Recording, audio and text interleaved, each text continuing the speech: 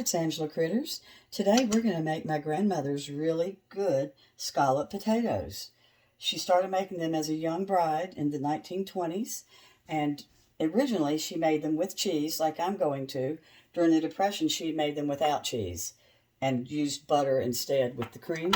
So I've got my Yukon yellow potatoes sliced thin. I sprayed the bottom of a casserole dish. This is such a simple dish. You put a little bit of salt and pepper across each layer. You're making 3 layers of potatoes. It's exactly like I make my macaroni and cheese. I layer it the same way with salt and pepper. Then I've got freshly grated parmesan cheese and freshly grated cheddar. I'm using 1/4 cup of each on each layer. These are nice and cheesy.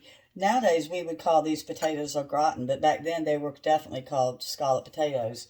So we're going to throw on another layer. You'll see some of my potatoes got kind of dark. It takes me forever to cut, and by the time I got them cut, they had started kind of turning, but the potatoes are fine. Yours won't look this way because you'll be moving quicker than I am. So I've got my second layer spread out. I'm going to salt and pepper it. I'm using probably about 1/2 teaspoon of salt and 1/2 teaspoon of pepper total. It's not very much. I'm not a big salt and pepper person, but you do need to salt these. I'm going to add a little tiny bit more. And my pepper went on real bad, but who cares? We love pepper. I won't mind if I get a little blob of pepper. So I'm going to put my cheese on top of this as well. Layer 2 is done. All right, so I've got my third and final layer of my potatoes, salt and pepper. My oven's preheated to 400. These are going to cook for about 1 hour, uncovered.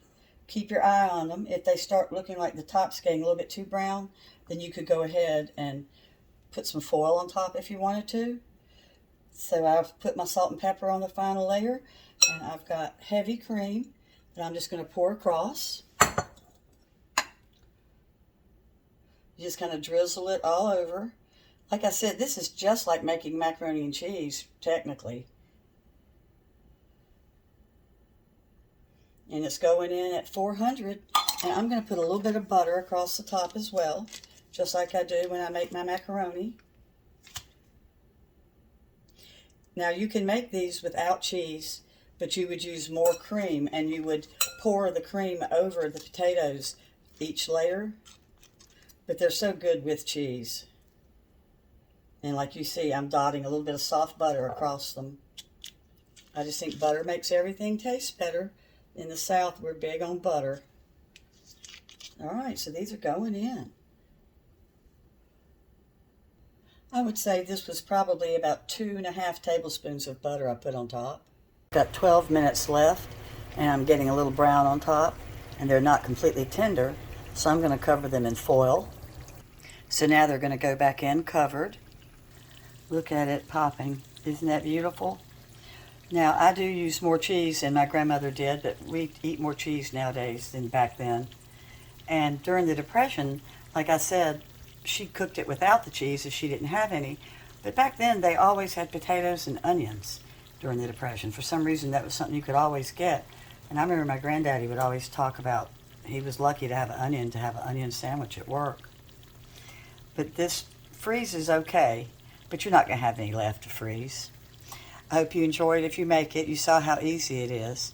And thanks so much for watching. The ingredients and all how to make it will be written down in the description. Bye-bye. One more quick thing. See how now the food has settled? The potatoes have kind of oozed together and formed into like one good potato.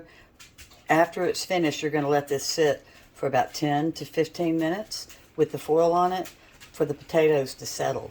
And it really makes the flavor so good. Thanks again.